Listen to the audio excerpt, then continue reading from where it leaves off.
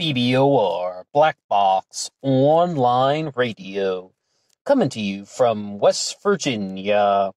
Today we're going back to 2007, very specifically the day of January 6th of that year. And we're going to be discussing the murders of Channon Christian and Christopher Newsom. However, I gotta tell you, while these two people are in the hearts of many, the lead perpetrator in this one, Lemaricus Davidson, became somewhat of a controversial figure in not only the true crime world, but also in the world of media perception. And yes, indeed, it was on the 6th of January that this horrendous attack took place in the year of 2007. After a carjacking incident, the situation boiled over, and the two victims in this one, Christopher Newsom and Channon Christian, went through a horrendous ordeal involving rape, torture, and even the destruction of their bodies. After days of rape and torture, Channon Christian died from suffocation after being placed into trash bags and thrown out like the garbage. And Christopher Newsom, sadly, was thrown in front of a train on the railroad tracks. Now, the reason why this one became a well-known story is not because of the events that took place. It is rather how the media chose to portray it. Now, a lot of news outlets at the time were saying that many stations would not air this story because they didn't want to talk about the concept of black perpetrators murdering white people. And the first time that I heard about this one was back in 2011 or 12, to be honest. And it was from an episode of The Savage Nation hosted by Michael Savage. And that clip that he did, it was about a 10-minute segment. It went pretty viral on the internet. I was even looking for other things about the case at the time, and I would find people just uploading his segment. And then it was also mentioned by other people on Fox News. Bill O'Reilly did something about it, all saying the same thing. Why didn't the media cover this sooner? And during the Michael Savage segment, they were saying that a media professor was talking about it and said that many news stations would not want to talk about this, the murders and rape and torture of Christopher Newsom and Channon Christian, because they didn't think that there was a big story in black people murdering white people. And of course, as you can imagine, it's a little bit of race baiting by the mainstream media, and it's very important to remember that people in talk radio can be included into the mainstream media. They have enormous audiences and lots of daily listeners. One of the things about terrestrial radio is that it's very difficult to monitor even how many people are listening, but they have very large audiences and they connect a wide range of people. So the thing is, though, after this horrendous attack, it was just that a lot of people were really left with uncertainty. But bear in mind that these people like Michael Savage and Bill O'Reilly are not covering the story because they felt something for the victims. They were covering the story because they found their angle. They found their way to make the story sexy so it would sell. It's like, oh, now we can put a spin on it, such as saying that other mainstream outlets are bad because they won't talk about this. They found their own angle. Nobody is immune to fault when you're going to be dealing with the MSM. Everybody in the MSM is destructive. The 5 perpetrators involved were Latalvis D. Cobbins, Lemaricus Davidson, the ringleader, George Davidson, Eric Boyd, Vanessa Coleman, and just to give one correction, it's actually George Thomas. Some of these names got pushed together on the list, but not George Davidson. George Thomas was the final perpetrator in this one. And you see here, Vanessa Coleman was the only female that was involved with this rape, torture, and murder. And she was sentenced to 35 years in prison. But there was a very bizarre thing that was attached to her sentence. Like, if she has good behavior, they would reduce 16 days off of each month and like cutting it in half. And I believe she was available for parole in 2014, but she ended up, I don't believe she was granted parole.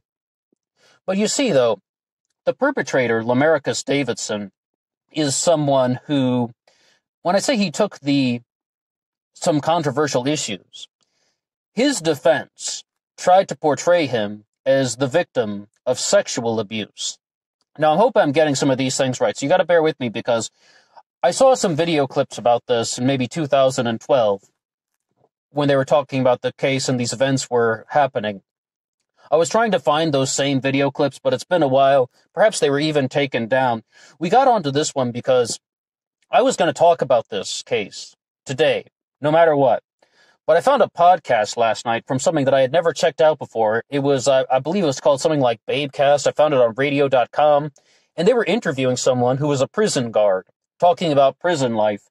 And just by coincidence, she happened to work in the prison where Lemaricus Davidson was being held. And she said very simply that, well, just some saying that he didn't really seem to show a lot of remorse. I mean, do you guys believe in coincidences, or do you think that things just happen? The thing that I noticed, though, is, if you're going to talk about him as the victim of sexual abuse, one thing that the guard said was, he's portraying himself as someone who lots of bad things happened to him. Lots of destructive things happened to him in his life. He was the victim of this. He was the victim of that. Therefore, he felt entitled to wreak havoc upon other people. That's what we sort of say when we're talking about not showing a lot of remorse. I was very glad to find that clip of, just someone who had somewhat of a first-hand interaction with him. But the big thing to say is that is first and foremost absolutely heinous and completely out of line. And the reason why I started thinking about the case of Lemaricus Davidson, once again, that's pure coincidence that I found someone talking about him last night, is because when we were talking about the film The Gray Man, which is about the serial killer Albert Fish, the actor who's playing Albert Fish's son says, at a certain point, you have to stop looking at what happened to a person and look at who they are. And then this is the case that really stood out to me when I just began to think about other true crime cases. Of course, many people who go on to commit murders and other incidents in true crime are the victims of some form of abuse. But there is no real justification for something like this, because they have the conscious ability to stop. Dr. Todd Grande has talked about this. Dr. Phil has talked about this. Everybody has talked about this. They have the conscious ability to stop, and they are continuously committing a destructive action. And the crime that was perpetrated against these two individuals here, Channing Christian and Chris Newsom, greed, rage, insensitivity, disregard for the law, as well as just thinking that they are above the system, or that they could do very destructive things because they will not feel the consequences. And let's not kid ourselves. There are countless reasons why destructive actions happen, and we can list them off for ages. But the thing, though, about Lemaricus Davidson is he was definitely viewed as the ringleader, and he was ultimately sentenced to death. And when they announced the death sentence, you could see people in the courtroom, they're just celebrating, applauding. I think I saw some high fives going on from the victims' families. They really wanted the death sentence. And I was very much conflicted. I mean, for days, these two people were tortured and raped, thrown into a trash can, thrown onto the railroad tracks. And then you just begin to wonder, what should be the punishment for that? Because there are a lot of people out there who are very much anti-death penalty. And I got to confess to you, I lean that way. We've asked this question before, but I'll ask it again. We can use that as our first challenge question of the day. What do you say about the death penalty? Because with somebody like Lemaricus Davidson, they really see that he was the ringleader in this. And, I mean, this happens very frequently. The ringleader can get a much harsher sentence than the other people. And another good example of this is, if you ever get a chance to watch the movie Bully, The Ultimate High School Revenge with Brad Renfro, or you can read the book, same name, Bully, The Ultimate High School Revenge. That's another example of how the ringleader in something can get a much harsher sentence than everybody else, and they give very, very detailed reasons why. We might talk about that case in the future, but the big thing with this one is just that I felt really conflicted, because I've been starting to lean toward anti-death penalty stances. We talked about this last spring a little bit, but when I heard this one, it's just like, you can't really think of any major justification and any sort of justifiable response other than the death penalty. I gotta tell you, My anti-death penalty stances were greatly tested when you start to think about some of the atrocities that people like Lemaricus Davidson were orchestrating. But when we want to look at some other aspects of how this plays out, you can really see that the lawyers are coaching Davidson in a variety of ways. They even talk about this on the show 13 Reasons Why, about how to dress for a courtroom. Wearing glasses makes you appear more sympathetic. All of that was taking place. But, it's like, another thing goes, though, to show you with this prison guard, and her name has escaped me, so please excuse me for that, is talking about how she said not only was he not remorseful, in 5 years of working in the prison, only one person she encountered that she actually said was showing signs of remorse and recognizing that they had done something wrong, and they didn't feel like they were also the victim. Back when we did our upload on Cecil Collins, who was a former NFL player who ended up going to jail for 13 years for a variant of breaking and entering. It was called unauthorized entry, and he was harassing a woman. When we did that upload, we pulled up an article where they had some comments from an individual named David Nkwankwo, who talked about how when you're a prison guard, you can see when someone is being honest or not. You can see when people are telling you the truth or not about how they respond to the incidents of remorse. And overwhelmingly, it seems like the people that they're dealing with in the prisons, which in that instance was the South Bay maximum security prison in Florida. Oh, actually, don't quote me on the maximum security thing, but it was definitely at South Bay, Florida. And we also had this one coming here from another place in Florida. And they're saying that not everyone is going to be remorseful. And the vast majority of people who are going through the prison system are not really showing any signs of awareness that they have perpetrated something that was wrong. Or if they knew that it was wrong, they don't have that remorseful feeling where it's like, all right, I have to own up to the mistakes that I made. The process of rehabilitation is something that I do believe in. And that's one of the things that has pushed me towards some sort of anti-death penalty stance. But there comes to a point when you have to accept that not everybody is going to be rehabilitated. Even if there is some way, somehow, to connect with somebody as heinous as Lemaricus Davidson that's going to want to have people tied up and tortured and burned and thrown into trash bags, even if there is a way to connect with him, it's not exactly so black and white, hence the horrendous term.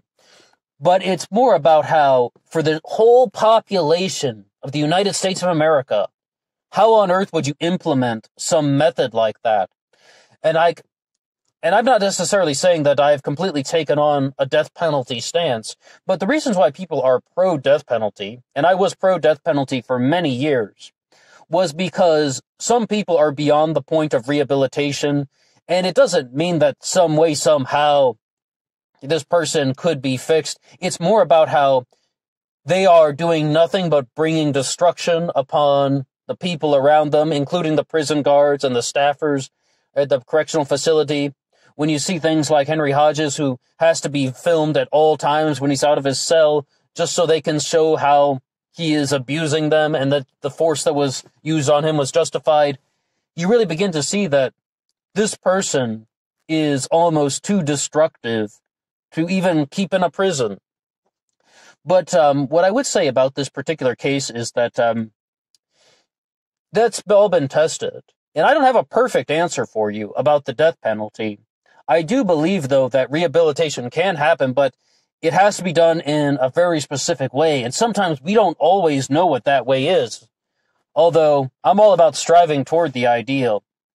But at the same time, I believe the victims' families weren't really even thinking about, can this person be rehabilitated? When they're looking at somebody like Lemaricus Davidson, they are perhaps thinking about this in a different direction. Just simply that he did horrible things to their children, to their friends and brothers and sister. He did horrible things to them, committed atrocities. They were like, they wanted him to suffer. And this is a very big thing that we notice in the American criminal justice system. Perhaps you've seen some of those videos online when they're talking about comparing the United States of America to a country like Norway, where they are just more focused on getting people psychiatric care as opposed to giving them the death penalty. I mean, but the reason why they bring up Norway so much is because of the Anders Behring Breivik bombing in 2011, which is similar to when this trial was also going on, very close in time. And then they're like, this guy killed 77 people and he's only going to get 21 years in prison, pending exceptions. So then they're just like, what on earth do you do with the light justice system? Does that not work? What do you do with the death penalty in the United States of America? Does that not work either? The state of Rhode Island handled this in a very particular way. One person was wrongfully executed in Rhode Island in the 1800s. I believe it was in the 1850s. And from that point onward, they decided that capital punishment, the death penalty, would be outlawed in Rhode Island. They said one is too many. And we talked about this before. I heard it on the show Progressive Voice the first time. And on Last Week Tonight with John Oliver, they also mentioned that 4% of people who are executed are not guilty, and they've been wrongfully convicted. I can't even imagine to begin what people are feeling, like when they are been wrongly convicted of any crime, let alone when they get the death penalty for. So that has also awakened just a giant it's another major issue. Is it worth having the death penalty if you know that 4% of the people who are involved with it can be wrongfully executed for a crime they did not commit? People get wrongfully convicted of crimes all the time. You ever see that thing about the guy who was watching a baseball game and they were filming an episode of Curb Your Enthusiasm, and the only reason why he got off is because he was seen in the background behind Larry David? I mean, it's crazy how easy it is for someone to be wrongfully executed. But then at the same time, though, you do have these rapists and torturers and despicable individuals who will do nothing but wreak havoc upon the earth, and maybe you have to look at who they are and not what has happened to them. So I guess we've asked our big challenge question of the day. I don't mind talking about the death penalty from time to time, and I'm quite curious what other people have to say about it.